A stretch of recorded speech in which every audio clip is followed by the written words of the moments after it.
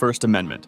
It protects individuals' rights to express ideas, practice any religion or none, report news, gather in groups for peaceful purposes, and request government changes without fear of retaliation, ensuring a foundation for democracy and personal freedom. It basically guarantees freedom of speech, religion, press, assembly, and petition. Second Amendment protects the right to keep and bear arms, allowing individuals to own weapons for personal safety, defense, and recreational use. It supports the concept of self-defense and the collective security of a free state, reflecting historical importance placed on militias and individual rights. Third Amendment prevents the government from forcing citizens to house soldiers in their homes during peacetime without consent. This amendment addresses grievances from colonial times under British rule, emphasizing the importance of privacy and property rights in a free society. Fourth Amendment protects individuals from unreasonable searches and seizures, requiring law enforcement to obtain a warrant based on probable cause for such actions. It ensures privacy and security in personal property, reflecting a balance between individual rights and the needs of law enforcement. Fifth Amendment provides protections in legal processes, including protection against self-incrimination, guarantees due process of law, prohibits double punishment for the same charges, and ensures compensation for the taking of private property for public use. It safeguards personal liberties and property rights in court. Sixth Amendment ensures the right to a fair and speedy trial, the right to know the charges, confront accusers, obtain witnesses in defense, and have legal representation. This amendment is fundamental to the justice system, guaranteeing a fair legal process for criminal defendants. Seventh Amendment guarantees the right to a jury trial in civil cases involving disputes over property or money, preserving the role of juries in the legal system. It reflects the historical importance of jury trials in protecting individual rights against arbitrary government action. Eighth Amendment prohibits excessive bail and fines, and cruel and unusual punishment, ensuring that penalties are fair and proportional to the offense. This amendment reflects society's values on humane treatment and justice, preventing the government from imposing overly harsh penalties. Ninth Amendment states that the enumeration of specific rights in the Constitution does not mean that people do not have other rights that are not listed. This amendment protects unenumerated rights, acknowledging that individuals hold more freedoms than those explicitly mentioned. 10th Amendment clarifies that powers not delegated to the federal government by the Constitution, nor prohibited to the states, are reserved to the states or the people. It emphasizes the principle of federalism by limiting federal power and protecting state sovereignty and individual liberties.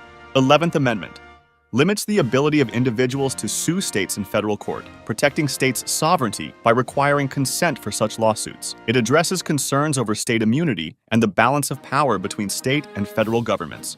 12th Amendment modifies the procedure for electing the president and vice president, ensuring they are elected on separate ballots. This change was made to prevent confusion, promoting a clearer and more effective presidential election process. 13th Amendment abolishes slavery and involuntary servitude, except as punishment for a crime, marking a pivotal change in American society by formally ending the legal institution of slavery and reflecting the nation's commitment to individual freedom and human rights. 14th Amendment grants citizenship to all persons born or naturalized in the U.S., guarantees equal protection under the law, and extends civil liberties. It played a crucial role in civil rights by defining citizenship and ensuring legal protections for all individuals, including former slaves. 15th Amendment prohibits denying the right to vote based on race, color, or previous condition of servitude, advancing civil rights by ensuring that all men, regardless of race, have the right to vote, though actual implementation faced significant challenges. Voting rights will be a key issue as we head into an election year. In November, a federal appeals court decision paved the way for a Supreme Court battle over the Voting Rights Act. Whether you saw this story may depend on which way you lean politically, because it is mostly being covered by left and center rates news sources. I know this thanks to Ground News, the sponsor of today's video. Ground News was founded by former NASA engineer Harleen Kaur to make it easier for readers to compare news coverage and think critically about the news they consume. They show you which sources are reporting on a story and where they fall on the political spectrum so that you can make sure you're seeing the full picture. You can go to ground.news/TPE to check them out. The link is in the description. What I love about Ground News is how it bursts your bubble and lets you see different perspectives on the same topics. For example, you can see that this article says that they're killing key remaining parts of the Voting Rights Act, while this other article focuses on predictions about what what might happen in the Supreme Court, I'd highly encourage you to subscribe. Go to ground.news/TPE and you can sign up for less than $1 a month or get 40% off unlimited access to the Vantage subscription, which is what I use. Thanks again, Ground News, for sponsoring this video. 16th Amendment authorizes the federal government to collect income taxes without apportioning it among the states based on population, enabling a key source of revenue for the government and supporting the funding of public services and infrastructure. 17th Amendment establishes the direct election of U.S. senators by the voters of the states, enhancing democratic governance by making senators more accountable to the electorate, reflecting a move towards greater democracy and public participation in government. 18th Amendment initiates prohibition, making the manufacture, sale, and transportation of alcohol illegal, aiming to improve social conditions but ultimately leading to unintended consequences and the rise of illegal alcohol trade, demonstrating the complexities of legislating morality. 19th Amendment extends the right to vote to women, marking a significant milestone in the fight for gender equality by recognizing women's suffrage as a fundamental democratic right, reflecting the culmination of a long struggle for women's rights.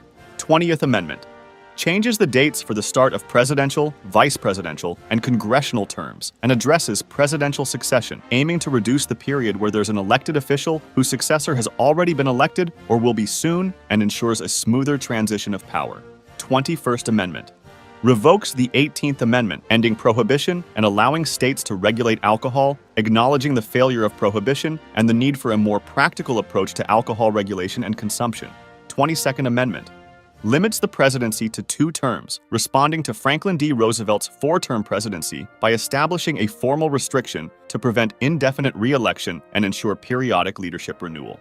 23rd Amendment grants residents of Washington, D.C. the right to vote in presidential elections, addressing the lack of representation for the district's residents and moving towards greater democratic participation. 24th Amendment prohibits poll taxes in federal elections, eliminating a barrier to voting for low-income individuals and advancing civil rights by ensuring that the right to vote cannot be conditioned on economic status. 25th Amendment clarifies presidential succession and procedures for addressing presidential disability, ensuring continuity and stability of the executive branch by providing clear guidelines for transferring power in cases of incapacity. 26th Amendment lowers the voting age from 21 to 18, recognizing the maturity and citizenship responsibilities of younger adults, particularly in light of military service, and expanding democratic participation. 27th Amendment delays congressional pay changes from taking effect until after the next election, ensuring that legislators cannot immediately benefit from their own decisions regarding salary adjustments, promoting accountability and fairness.